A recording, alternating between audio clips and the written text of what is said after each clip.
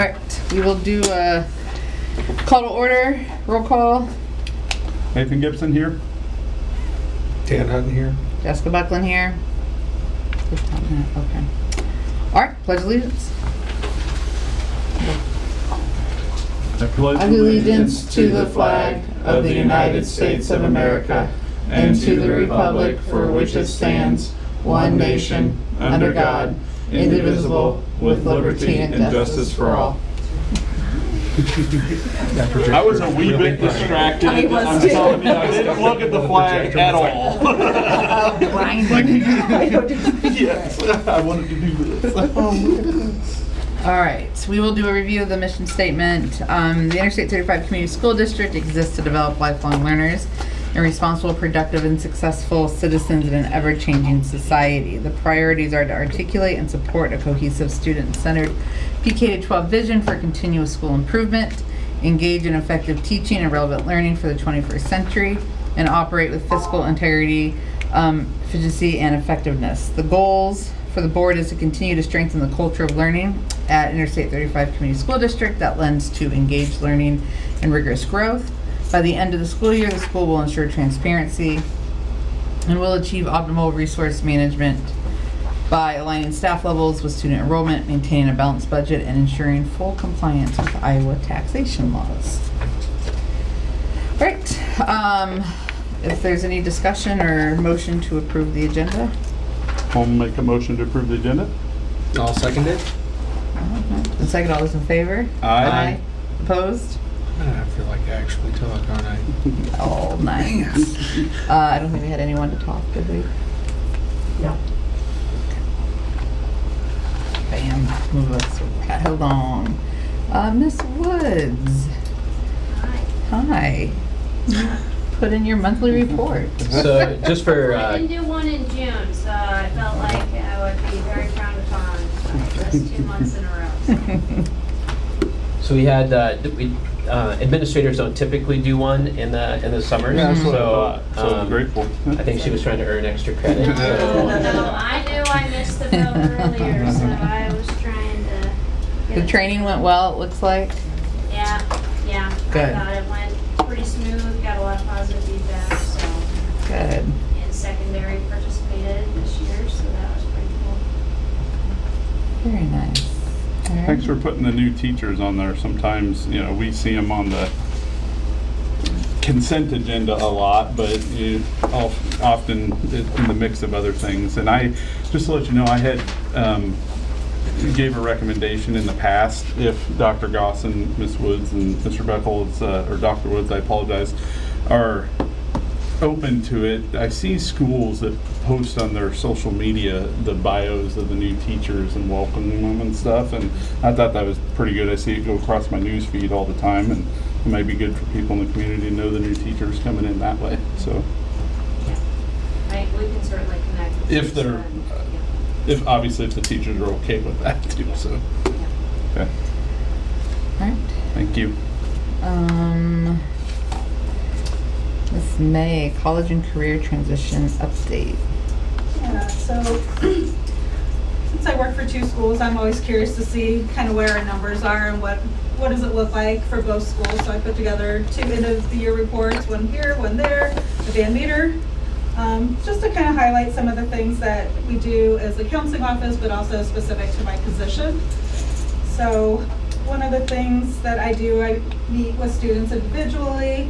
So I had over 500 individual meetings. I did not put group meetings on here for some reason. I do some classroom visits, some group senior meetings and things like that, but that's just individual meetings that it might be FAFSA completion, which would be me helping a student and family complete their FAFSA. It could be just academic planning. It could be, I don't know what I want to do in life. So I do cover a lot of ground just with career and college exploration.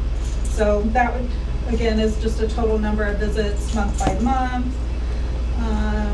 The biggest months, which are not hard to predict, would be right as we get back to school. We'll do some meetings in August to prep for the school year, like with DMAC things. But then September would be like senior meetings, a lot of just helping seniors figure out what they're doing. There is a lot of concurrent enrollment in that September number, just because, again, it's the beginning of the semester. Students are trying to figure out how to do these things, tech issues, all of the things. October would be more senior meetings, for sure. And then again, much like the school year, things are gonna slow down in November because we have Thanksgiving break, December is Christmas break, second semester for DMAC online classes is January, but we're also really working hard with those seniors and trying to get those juniors ready for their next year. So to me, that's a pretty typical ebb and flow for college and career in general, and school in general. Some of the things that I thought you might want to know about are where are kids going. So about half of our kids are going into the workforce. It could be skilled trades, it could be family businesses, but yeah, about half of our kids are going that direction, and then the other half are college bound. This position is a partnership with DMAC, although I am not a DMAC recruiter. This is last year's graduating class? This past year. Okay. This group that just graduated. Okay. So, yeah, and again, I'm not a DMAC recruiter, but DMAC has over 200 programs for college, trade, a million different things. So I think actually we have 14 kids as I was looking at our report this morning of DMAC apps. Some are heading to like a transfer path, some are heading into like fire science, auto, manufacturing. So there's some interesting programs there. It's pretty diverse. And then you can see, again, pretty diverse on our colleges in general. Yeah. We got some out of state, we got some other community colleges, we have some trade schools, Mercy. So again, it's all, I think this is probably one of our most diverse classes since I've started, which is just kind of fun. And again, I broke that down a little bit more for you. Our top destinations right now is DMAC, UNI, and Iowa State. Another part of my role is, again, if you look at national rates, state rates for FAFSA completion, there is a statistic that says the more students who complete their FAFSA, the more likely they are to go to college. I would say, of course, if you're going to college, you should complete the FAFSA. But that's a big number the state looks at for my position and just overall. Since I've been at I-35, we have been above the state completion. I think this is one of our higher numbers of FAFSA completion.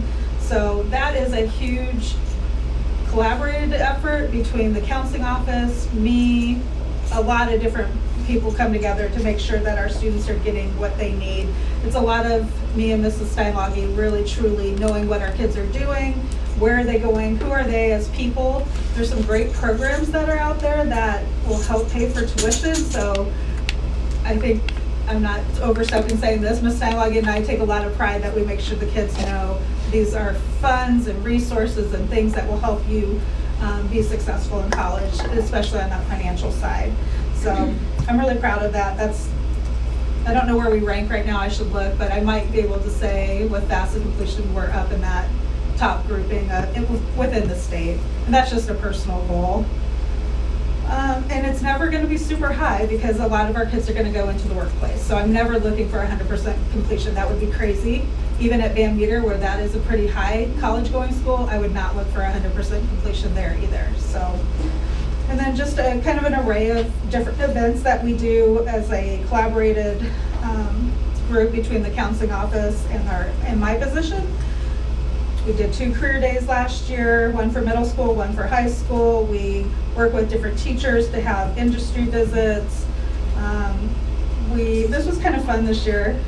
The hospital association had reached out because they knew we promoted this career fair that they did. So we actually had Mackenzie Phillips and then a student at Van Meter who appeared on Channel 5 and Channel 13 talking about why they went to these career days and how it was really helpful. So that was just kind of fun to see our kids represented, and they did such an amazing job. So that was just a fun little moment.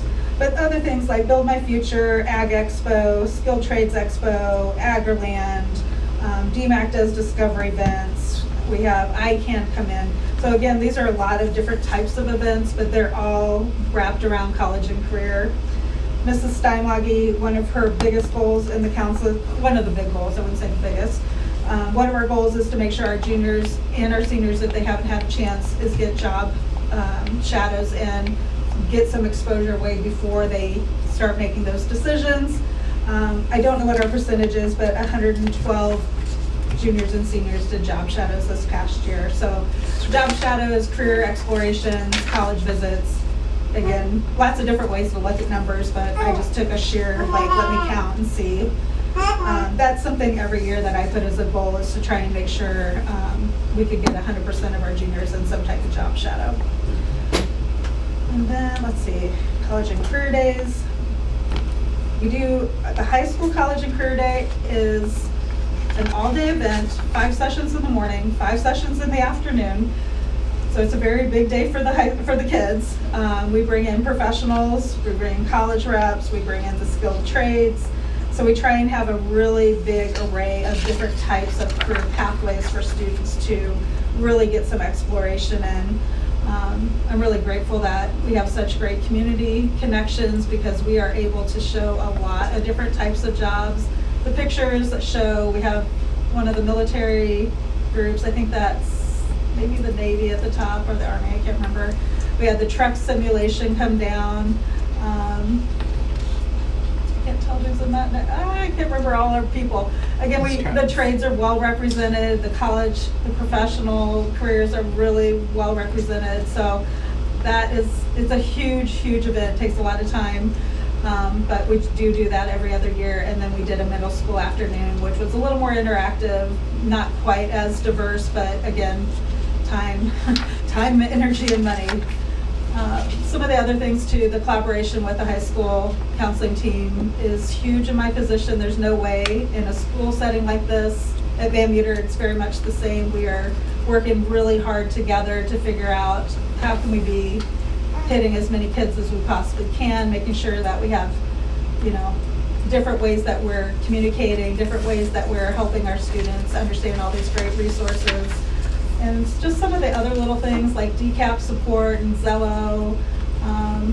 Both schools have students attending DMAC Strive program. Strive is another resource for students who have some type of disability. Strive Academy is maybe more for students who are not going into college, more of the life skills help, where they actually live on campus, and then again helping students find resources that way. They work very closely with them. We have not had anybody go to Academy.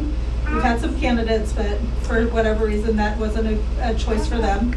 Strive, we've had a bunch of students do that, so that's been a great connection. Our students have done well. We have one person currently there at DMAC finishing with Strive. She'll be in her second year. One student from this past class, she'll start her first year of Strive. They actually stay on the high school roster until they graduate. So I think it's like 2 years, and then again, it's year by year that we do decisions if we're going to support them, because the school is obviously picking up the cost. So that's just one of those areas, but our kids have done really well.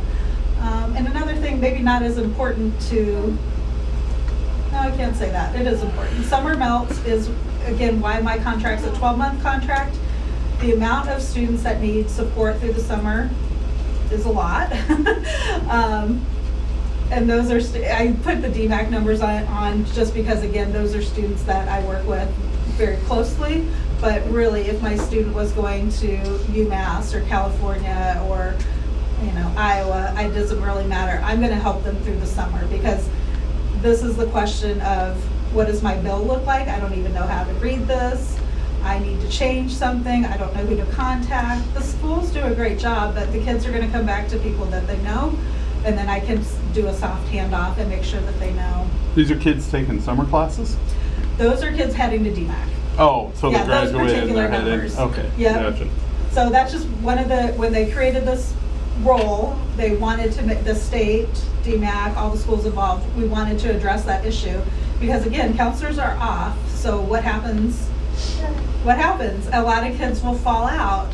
in the summer and not go anywhere because they don't know who to turn to, or they need help, or Yeah. they're stuck. I just had that situation this morning with a student, and something was not coming together. I contacted more than 4 people at DMAC and trying to kind of sort through all the issues, and then I gave her, like, here's what I want you to do. She didn't have to figure all that out, I did. So, and I would do the same for anybody, so. And then obviously concurrent enrollment is big here. Maybe not as big as like a Valley High School, but it's a big part of what our students are doing here. So those are just a breakdown of, What's Yeah. our current enrollment numbers in the secondary? It's 107 Let's kids see, out I of think- what? That's a Yeah, it's a that's big a big number. percentage, yeah. well, here's part of the Because we're reason. what 800 Every junior and senior is probably going to take English English 1 1 and 2, which is a comp class 450. online. So every junior and senior has that more than likely when they graduate. So that's a big number. Oh, every. Every junior and senior, yep. Not I can't say 100%. I know it's not 100%, but I Yes. say a majority of them. I didn't realize that. I thought it was just your college-bound ones Yeah, that you'd would be be doing it. surprised. Wow. And again, are we counseling them in a way that says keep your options open? Yeah. They're also getting their high school requirement of 4 years, 3 years of English English, covered yeah. by that. Yep. So, Okay. again, I just like to bring attention to it just because, again, a lot of students Yeah. are taking a lot of different types of classes, so. And again, I think just curiosity's sake, people are like, well, what are they taking? So you can see, scroll down just a little English, bit yeah. more, and you can see how psychology and soc and comp 1 and comp 2, those are probably our top classes, and there's a reason for that. Comp 1 and comp 2 get you English credits for high school requirements. Psychology is usually my first suggestion. If you've never taken an online class, a college level online class before, they do a really good job in the psychology department at DMAC of making sure it's very similar week to week. So the kids are learning how to do the online class plus the college content. So, and I would say that's probably true at a lot of schools. Health sciences, a lot of our students are taking med term. It's not necessarily a requirement, but it's also a great class for students who are heading into health sciences. Yeah, and most of our students are very successful. We, again, very collaborative with Mrs. Steinlage. If students are not doing well, we are having lots of different types of support meetings for them. We had students who finished their CNA. We have one certified instructor in our district who is a DMAC instructor here. That's Mr. Boyce, who does the welding classes. We have had students head to DMAC in welding and manufacturing. Actually, the last 3 years, I think we've had 3 or 4 students. So, and then the rest, I wanted to make sure that you saw some of the things that, like, my summers aren't school busy, but they are still busy. So I'm still doing developmental, I'm learning, I'm meeting with people, I'm getting recertified, taking classes, doing all the things. So summers are great, I love them, but yeah, they're just as busy in just different ways. So that's just a big overview of the last year and summer and all the things. Well, thank you for all your work. That's Any amazing. questions or anything? Yeah. Anything else? Well, I appreciate you giving us the readout. It's a Yeah, ton of I'll keep information. doing that each year, so Yeah. then we'll have more data too to see what Yep. per pathways people are looking at. And I know, it's just interesting information too. What are our kids doing? Yeah. Thank you. I'll take all the welders you got. The welders you got. It's a great program. It fills up fast, so we have to keep on top of those kids to make sure that they're getting things done early, but it's a good program. That takes us to the superintendent report. All right, so just wanted to give a little bit of a facilities update, let you know just kind of what I've been doing on that side of the field. So I just kind of documented, up above is a kind of a summary of everything and timeline and the progress, but here are the specific dates that I've met with OPN and others to talk about the bond. So the bond referendum. So even back in June, when wasn't necessarily on contract, I still wanted to gain a comprehensive understanding of what was happening and what is our current reality. And just like I've met with others, my style is more like, what is current reality? Where are we trying to go? Identify the barriers, identify the conduits for success, and come up with a plan of action. All of this basically says, met with OPN several different times, have a complete understanding of where we were, what's the difference in the plans. We later on will move toward an actionable item to talk about the tier 2 supports that OPN provides as far as the communication and the strategic plan that they have. And then we've been talking about FAQs to deploy and to help clarify some of the questions and the thoughts that are out there. And then we've officially have the number of signatures that we need, and those have been verified. And so one of the action steps tonight will be to actually call the vote. Once we do that, then OPN will be able to connect with the Yes Committee and deploy them. A couple of the people that are on the Yes Committee have been meeting with Carly Weber through OPN and have already been strategizing. We just need to make sure that tonight gets done, then they can go ahead and start deploying. Okay. Let's see. Next thing I wanted to draw attention to is the, let's see here, make sure I have it on the, board policy. You'll see there's tons of policies that are out there, and they're all listed, and a lot of them are just kind of cut and paste from IASB to say these are the policies that need to be in place. I will say that there's a couple that I want to draw your attention to. The first one is the technology and instructional materials. This we talked about the last time in June, just the new guidelines and the legislation that's passed about the time requirements of the technology usage and the different provisions that it allows. So inside of that language, we have modified policy 605 to be able to reflect that. And so that's one of them.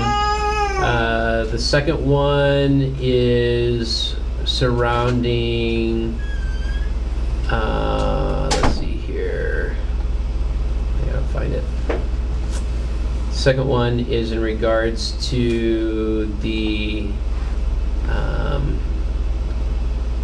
disruptive behavior. That's kind of a big one that has impact for us. And so one of the things, this is still kind of in play. We have to change the language, and so we'll have the language that's adapted, but one of the things that we will have to do, and I'll be working with the administrators on, is we have to have an oversight committee to make sure that we have like basically an incident command documentation. I expect there hasn't been guidance provided yet by the the Department of Ed, but the question still remains, like, what's going to be the documentation? Where's all this going to go? And so I think that what's probably going to happen is that this is going to fall on the BEDS report when we go to do our desk audit at the end of the year to say how many people have been removed for all of these variety of reasons. So the gist of this law is, teachers can now remove disruptive kids. That's correct. With the primary exception of kids on IEPs. So that's correct. We talked about it in the SIAC meeting, and then the previous one, if you didn't know, and I'm more saying this for the camera, is elementary kids are restricted to 60 minutes a day. That they can be at the screen. Mm-hmm. Now there are exceptions for like tests and things like that, but that's what that other policy was. Mm-hmm. Yeah.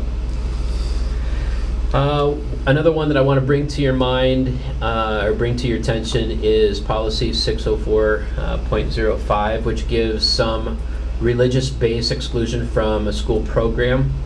And this isn't a whole lot of change, but it is I thought I'd bring this up just because I think it does impact our community a little bit. So students who are allowed to be excluded from a program or activity which violates their religious beliefs are required to do an alternate supervised activity or study. And so there's some language in there, and then the policy will reflect that.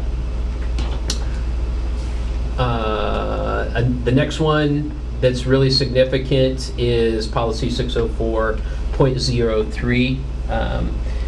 This is going to change for us a little bit just in how we address the programming, but it's about how do we systematically identify students for talented and gifted, and what kind of interventions do we provide for them. So this is a policy that really clarifies that. This is actually going to be a significant change to education in general, because I think most schools have an RTI, a response to intervention model, and they don't have anything that's really comprehensive from a multi-tiered systems of support. And so this policy really kind of focuses on the holistic system, identifying students that need intervention and extension. So that's another prominent one. This one is probably the most significant, that's impacting a lot of schools right now. This is the student activity program, which identifies students or allows 8th grade students to participate in high school activities. The main thing here, the prominent idea is that if we decide that an 8th grader, we're going to move them up or bump them up to a high school activity, that makes it so that they cannot participate in middle school activity for that same sport. So it's going to have to be one or the other.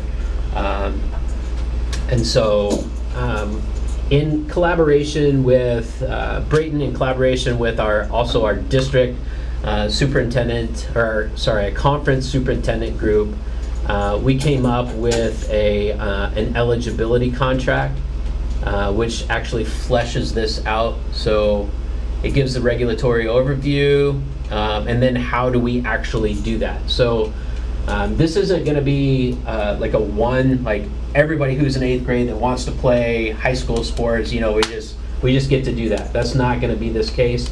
It's going to really have to be a standout situation where they're going to be able to contribute significantly to that program. Because what we don't want to do is bring them up and then drown out the middle school program. So we want to have a vibrant, holistic program that kids can participate in. But so the multi-step, the 3-step transition process is included here. But it does, the thing that I like about it is that you get the voices of everybody. You get the coach, you get the parents, you get all of those stakeholders to be able to invite them to the table, have those conversations, and then make a decision that's best for not just the kid, but also what's best for the programs that we have here. As far as the other ones are pretty docile, and they're just state regulated. Yeah, well, you may not know, they know I read through these. I'm about 50% of the way through them. I agree, those were the ones I was going to bring up, but there was one other one, really didn't have to do with school, but it was interesting. I don't know if this was a law that triggered this, but on the people who are seeking to fill the board seat nomination papers, they're changing the policy that it's got to be turned in to the county commissioner of elections, not the board secretary anymore. Mm-hmm. So that's going to need to be something communicated. I think we have a website that talks about how to run. We want to make sure that that's all accurate, but that's for everyone to know. I noticed that one, but like I said, I'm about 50. There's a ton of them. Like I'm talking closer to 100 or something. I can't remember, and I'm about 50% of the way through reading all of them. But that was the only other one, I think, outside those that caught my attention so far. The rest of them are just well, and some of them are misspelled. If you go back to the first policy, they said the direct of special, yeah, and that's all it said. I'm guessing it's supposed to say director of special education. Right. So. Yeah, there's several. I would say, I'm somewhat reticent to even. There's several that we haven't even put on here, just because they're not completely done, or I don't like the language of them, and we're also just kind of waiting for future guidance from the Department of Ed. And so I didn't want to throw anything out there that I didn't feel like was really kind of fleshed out or we didn't have guidance behind. And so just know that the ones that are there, they're either just cut and dry, and then you're expected to have those in the policy. But then these other, and what Mr. Gibson indicated is that these are kind of the highlight ones that are really going to have kind of an impact on our community. The last thing that I'd give for a superintendent report is the Iowa Pupil Transportation Association Award. So we have a couple of people in our community that are being recognized by the association. The first is Addie and Amanda Finley. They are being awarded an award on the behalf of the Iowa Pupil Transportation Association, the Heroism Award, which is presented to recognize the acts of extraordinary courage and selfless action within the school transportation industry. So that's a really big deal. Tomorrow, well, I'll share this other one. The other one is recognizing Bobby Finley for she's been selected as the recipient of the Holly Hogland Klein Award for Iowa Women in Transportation. Recognizes an individual who has demonstrated exceptional dedication, leadership, and service to the transportation industry. So tomorrow there's going to be a few of us that are going to go to this association meeting and really support these 3 employees for their award, and so just showing tremendous support for them. Okay. Perfect. Thank you. All right. Discuss and approve consent items. So first, past meeting minutes. So from June 22nd. Any questions? We discuss them all and approve all of them. Yeah. Yeah. Monthly bills, financial statements. I'll just add in there that you'll see the July of 25 to June 26 published wages are in there. So when I send the minutes to the newspaper, that'll be the wages that get published for that year. Perfect. And then we have resignations and contracts. So Daniel Kroll hired as the assistant golf coach for the 26-27 season. Dean Dezel hired as high school science teacher for the 26-27 school year, dependent upon a background check. Victoria White hired as the high school assistant track coach for throwing for the 26-27 season. Transfer of Josh Maxwell from co-head cross-country coach to head cross-country coach effective the 26-27 season.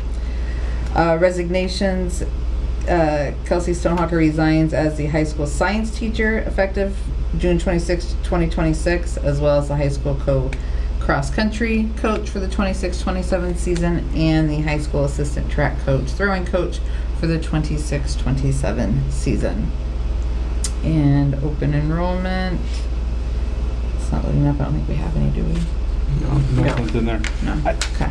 I just had a quick question. What, just curiosity, maybe you can't talk about what's going on with the golf program, because I think 3 board meetings ago we were asked to Add an assistant.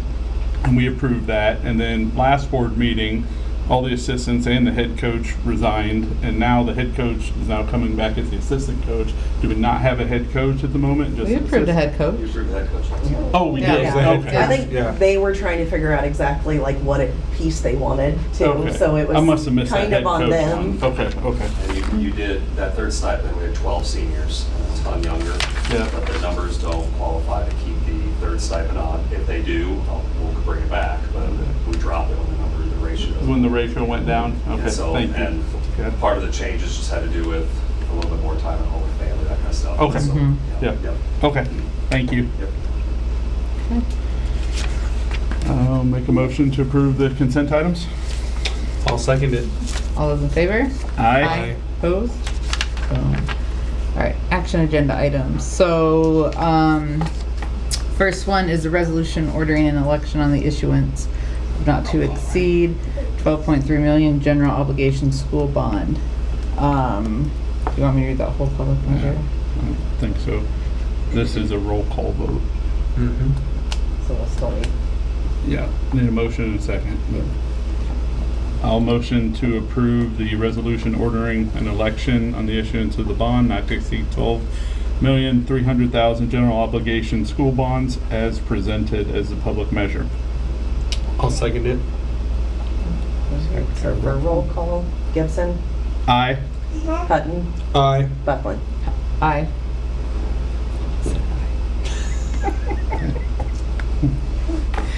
All right. We will look at the approval for the handbook. So we have the activities handbook, the certified employee handbook, elementary handbook, student service handbook, non-certified handbook, secondary handbook, and the preschool handbook. So I'll just make a mention here, just anything that's really outstanding. There isn't anything that's really too alarming. Just most of the stuff is just reflecting the current legislation and the updated policy. I mean, there's some minor things, names, dates, you know, that kind of stuff, but mainly there's a lot of the program stuff is just reflecting on the policies that we've reflected, especially because those policies, I mean, this is also a wild thing. Like the Department of Ed says, hey, these are policies that are expected July 1, but you're getting the information after the fact. So, but that's where a lot of these handbook changes are happening. The technology use agreement, I think, was updated for the new guidance. It's been sent out to the families. Yeah. Well, that was, I think the link was in the enrollment that I did the other day, and Yeah. it was the updated one that I saw. Yeah, that's why Yeah. I wanted to make sure it's all possible. Yeah. You read that to me. Good. Okay. All right, any questions? Nope. All right, I would open the floor for a motion. Make a motion to approve the handbooks as presented. I'll second it. It's been properly second. All those in favor? Aye. Opposed? Now we have the, computer's gonna freeze again. Approval for the Huddle camera streaming service. So camera and streaming services for the 26-27 school year. Approve it for $18,300. Any questions? This is recording for, or the streaming for the games and everything like that. I'll make a motion to approve the Huddle streaming services for, let me scroll down here, $18,300 as presented. Been properly motioned. Do I have a second? I'll second it. All those in favor? Aye. Opposed? Alright. And then there is the adopt new job descriptions for the elementary secondary principal, special education director, and activities director, dean of students. So I'll just make a comment here. One of the things that I found coming in here is that there was just this need to update or rewrite the job descriptions. And the desire here is to provide a lot of just clarity and transparency for our community, while also providing a lot of clarity for our admin. It's an ongoing process, so I'm starting with the admin level. One of the things that I've been doing is just trying to even work with our admin to say, okay, what is it that you're actually doing? What are your roles and responsibilities? And looking at some of the previous documents, but also making sure that they're in alignment to the Iowa School Standards for Leaders. So the administrative standards, the Iowa administrative standards, that they're also in alignment to the School Board Association, Iowa School Board Association, as well as just some leadership standards as well. It's going to be great on camera. I don't think she's a fan. No, I don't like it.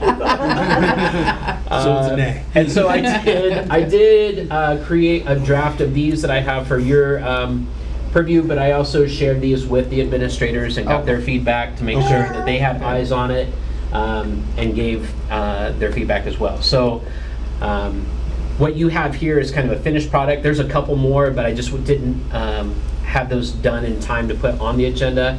But my hope is that we'll get all of the admin levels ones completed, and then the next step would be then to meet with each administrator and to go over the job description, roles and responsibilities, share mine with them, just to have that great clarity and just transparency between all of us. So, okay, And we're gonna work through all the positions at some all point. of the positions, yes. First off, thank you. I know this has been an ask from several members of the board for a while, so I appreciate you diving right in on it. I fully supportive of it. Want to give feedback though. He's not here unfortunately, but there was previous concerns or questions by another board member, and I have a little bit of concern, but not as much, about is there a potential conflict of interest when you have an athletic director and dean of students both in the same role? So follow up, on, if you could, just on that. And again, I leave that to you as the superintendent of schools, but I think it was Director Bryant that had brought that up in the past, and just wanted to pass that on. You weren't at that meeting, so it was, wanted to give you feedback. One of the, so if I could just respond to, one of the things that I'm working on right now, and I'm going to be including the admin in this conversation, is, and for the board, and again, this is some feedback that I've heard, I'm creating a decision matrix. In other words, if this solution, or if this situation comes up, whose role is it to address that? And whose job is that to really be the first person in line to be able to handle that. And so the nice thing is, I will take this feedback. I'll be working through and have that conversation. But the nice part about that decision-making matrix is that it really kind of delineates whose role and responsibility this decision comes from. As we work through that as an admin team, I'll make sure to communicate that with the board and also the larger community, so that they also know, like, if I have this problem, here's where I start, here's where I need to start having that conversation, and it includes me in that process as well. So I think that will help resolve some of those concerns, or at least have that full conversation surrounding that. Perfect. That'll be awesome. Yeah. So you're gonna let them know that they don't call a school board member first? Yes, yep, Okay, absolutely. I like it. How about you do the honors on this one? This is the ask for you for a while. Yeah. I would motion that we approve the following job descriptions as presented. I'll second. Properly second, all those in favor? Aye. Like, Opposed? All right, approve the OPN Tier 2 services for $7,000 with regards to the bond support service. would you like to elaborate on this? Yep. All right, So what you will see here, I'll go ahead and open it up. Perfect. So what you can see here is what we have had up to this point is purely an advisory role, the Tier 1 services. And given where we were in our desire to kind of push the communication, or I would say to be more transparent, to be more strategic in the communication regarding the bond. OPN does provide Tier 2 services. And so what we have done is we've worked with OPN to really say, well, what's included in those Tier 2 services? And so even from the meetings that I showed earlier about the different times that I've met with them, and again, my role here is to really work with OPN and help them develop, like, what is the overall plan. But OPN then works with the YES committee and other community members to say, here is the strategic plan moving forward. And so really we're taking the focus of a lot of the communication and that strategic planning and how to operationalize the YES committee through a strategic plan to get them moving and operationalized, right? So get them employed, get them moving, get them going. So here it includes it's communication. They're going to be present for virtual meetings as well as in-person meetings. So we're already talking about town hall meetings to share communication, attending the YES committees, available as needed, Communication strategy, they're already doing a lot of updates as far as proposed website design, updated facility imaging, and just really helping us come up with a comprehensive communication plan. So go back to the top real quick. Where does it say, like I've seen the meetings, go down to the tier 2, right there. Says attend up to 4 virtual meetings in district administration to develop, including timeline. Where's it stating? I'm just trying to find it for the town hall meetings. Like they'll actually come to the town hall meetings? Yep, they had said, and I don't know if that's in here, but I'm just trying to, like, I Yeah. didn't think I had seen it. they said that they would be willing to come up, or they would be willing to attend 2 town hall meetings per community. Okay. So that's up to 6 town hall meetings. Yeah, New Virginia, St. Charles, yeah. Yep. So they said Okay. that they would be willing to support us, and they each time we were even just talking about the strategic, like how is that communication shared? So if we do, let's say the first one in middle of September, that communication piece is largely informational, FAQ driven. And then if we do one more toward the middle or toward the end of October, that conversation piece then shifts to what is more of our current reality. Why are we saying, yes, we want people to vote this way? Mm-hmm. Did you try to negotiate with OPM? I did.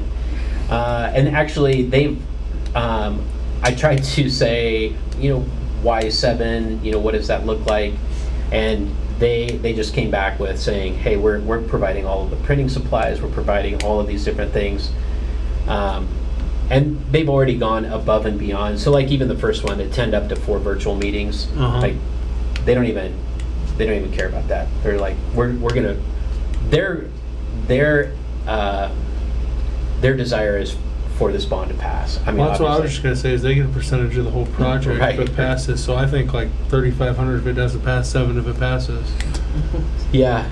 It sounds don't like think they'll do the that. They want their add-ons money. is what they're Well, Right. giving to us for.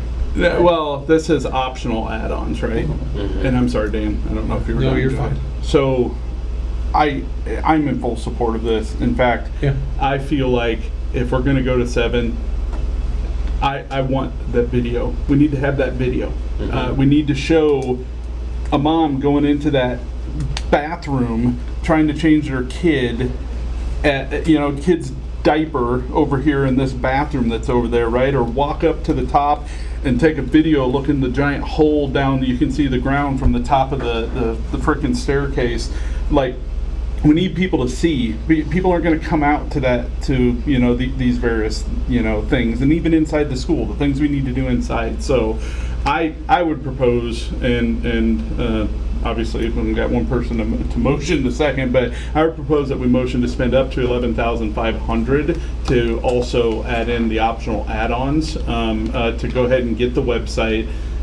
Because you're gonna have to have that if you're gonna get the video, right? And then the public relations support, and press releases. So I feel like if we just go $7,000, it's not quite everything we need to really deliver that full package. Like, it'll get the data, it'll get everything we need, but then we're still on the hook to try and get it out. And that's incredibly difficult to do. And it's exhausting to do, right? I've already had several hours of social media warfare of people questioning stuff when I reshared the school's post on it, and we can't do that. It's exhausting. We can't expect our people to when they're doing a full-time job otherwise, like trying to educate our kids and trying to, make sure the kids' technology works, right? So I want to motion and support that we go up to $11,500 to purchase the optional add-ons. So before I would make a second, I just want to clarify. You're saying we're motioning up to spending $11,500 at the discretion of the administration if they so choose to think they need it. I would agree. I would strongly encourage them to do it because I think it's needed, but you're right. So up to 11,500 for the. So we may or may add-on. not spend it, but we're gonna give them the authority to. Yes. And what Okay. I'll commit to is connecting with Carly to say, how about you include those add-ons for that $7,000 and see what we can come up with. Yeah. Right. Hustle. So they may Yeah. not approve, they Right. may not charge us for the extra, That's but we correct. want the add-on. Right. Gotcha. Yeah. All right. You wanna I'll say go your ahead. motion? I motion to approve the proposal for OPN's Tier 2 service as it presented with the addition of approving administrator's discretion to spend up to 11,500 for additional add-ons. Is that good enough? Pass the muster? I second it. And seconded, all those in favor? Aye. Opposed? Alright, that leads us to the purchase of 40 padded folding chairs from Danco for $6,960. What are the chairs used for? Everything. They're pretty. They have logos on them. Yeah, oh yeah, it's the It's ones we the sit ones on. we use in the Yeah, gym. in the and gym, but what, Desperately need. yeah, I just wondered where it's gonna sit. I'd like to have pads on the bleachers. No, these are the ones for like the The goal is coaches to get new bleachers someday. Oh, the coaches and the athletes. and the that are ones sitting that there. are set Yeah, up yeah. there for like the Okay. teams, and The they use it for wrestling the chairs. youth Yeah. That makes, yeah, basketball that makes league sense. uses now. them too, and Okay. yeah. I motion that we approve the Danco chairs, 40 padded folding chairs. I will second. Property second, all those in favor? Aye. Opposed? Okay. Looky there, upcoming dates. Next board meeting will be the first day of school, Monday, August 24th. That sounds terrible. That does sound horrible, I'm so sorry. I will be sending the board an email about trying to establish some kind of protocol where we can meet ahead of time or ahead of the regular board meeting so that we can just have communication For about. clarity, you one-on-one with board members meet. That's correct. Okay. Right. Yeah. Yes. Thank you. I appreciate that. Yes.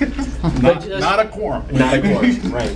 You know, but we just want to talk about like maybe some sensitive items or things that we know are going to be more concerning, and how do we address these and make it more well, and also just to get feedback. How do we tackle some of these things together? So, Okay.